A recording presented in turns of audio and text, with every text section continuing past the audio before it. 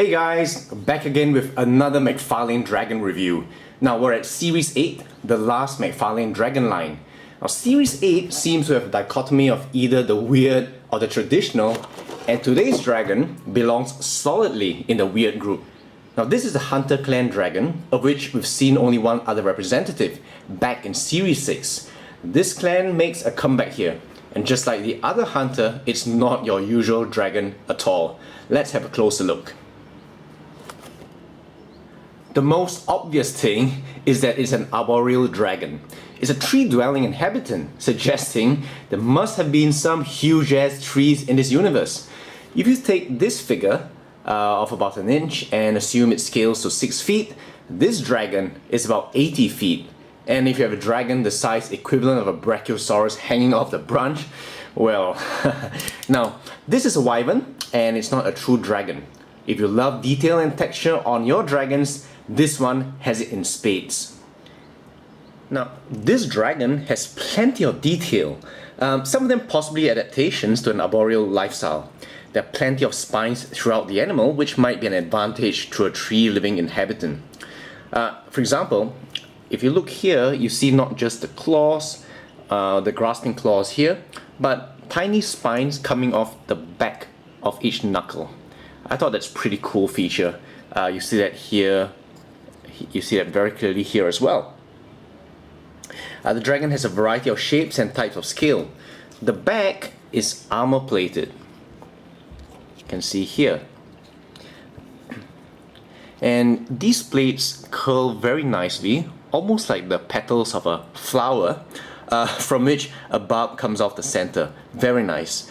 The plates here over the hips are arrayed in a paired pattern and reminds me almost of the sauropod Augustinia, and then it carries on down the tail.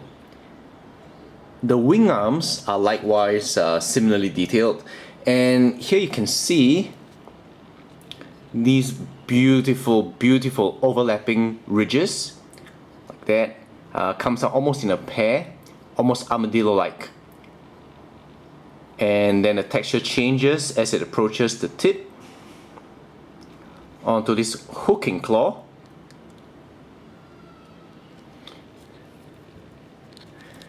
And likewise, up here, you'll see a different kind of patterning as it transitions up the forearm.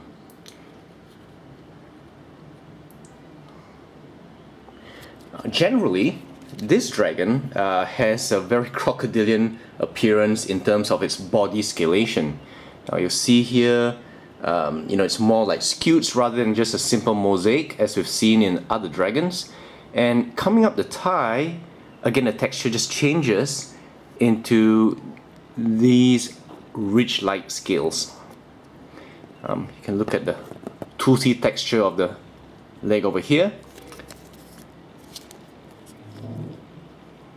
And over here.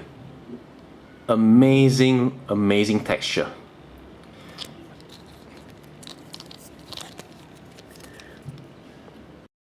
Now, the arboreal nature of this dragon is most obviously seen in these very powerful grasping claws, and of course the prehensile tail coiled around this branch. But there are also subtle reflections of other adaptations, such as the wings. You'll see that these wings are not the normal kind of a delicate membrane you'll find on flying dragons. There's a lot of texture. It looks very thick, almost rubbery, and throughout here it's actually peppered by some of these almost unsightly disease-like bumps. Here, and you'll see them here. And I can imagine that these possibly increase the points of friction between the dragon and its environment and solidifies further its adaptation to its chosen habitat. Very nice. You'll see almost any angle, you'll see some kind of ridge, some kind of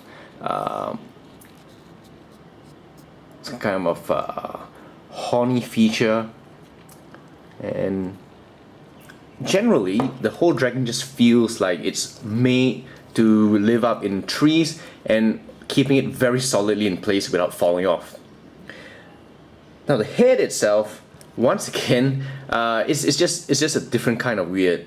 If you look here, this dragon's got a bit of a beard, almost reminding me of a Chinese dragon, and up here in the neck, it's got a sort of a mane. The dentition is also very weird.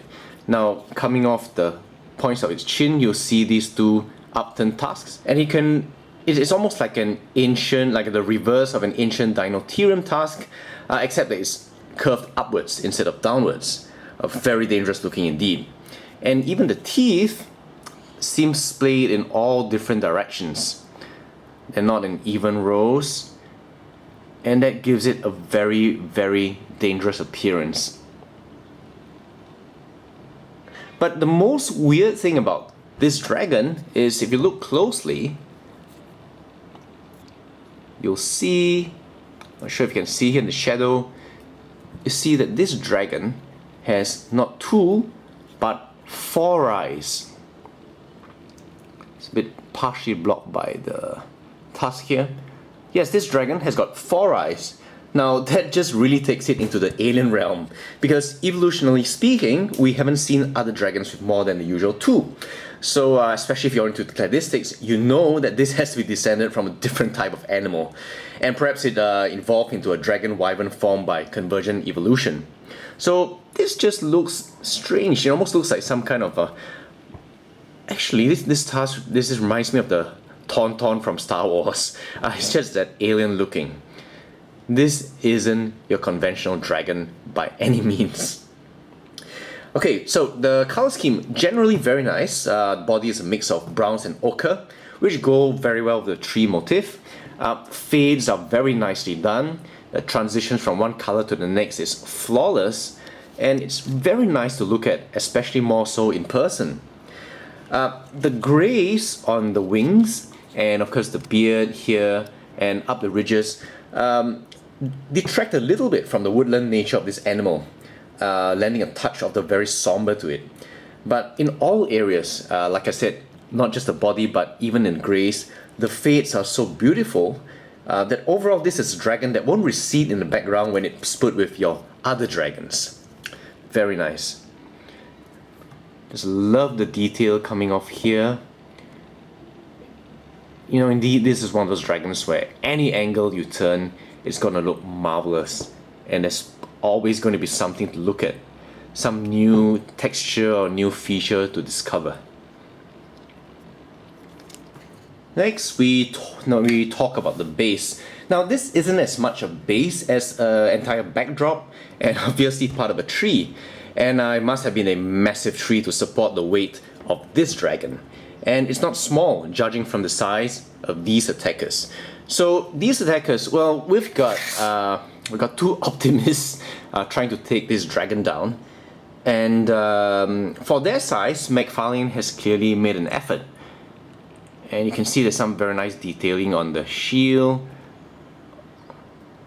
on the clothing here. Yep. And over here you've got this looks like a man with a crossbow trying to take down a dragon, and you can see that for its size, it's actually got a decent amount of detail. Now, I don't generally like dioramas with humans because I like a more naturalistic scene, but I never said that because they've changed the scale of the humans over all the series, from series 1 to currently at series 8, it does make it a little odd when you display your dragons next to each other. But that's really quite a small thing that can be overlooked. What I have, however, are 2 big gripes. First of all, you see these transparent bases. Now, I understand why they did that. They had to support the dragon, and yet because it's arboreal, these discs are transparent to suggest a distance above terra firma. Well and good. But look at this. Now, what does it say here? It says made in China. Now, China makes lots of toys I love, but wow, did you have to emblazon this in such an obvious place?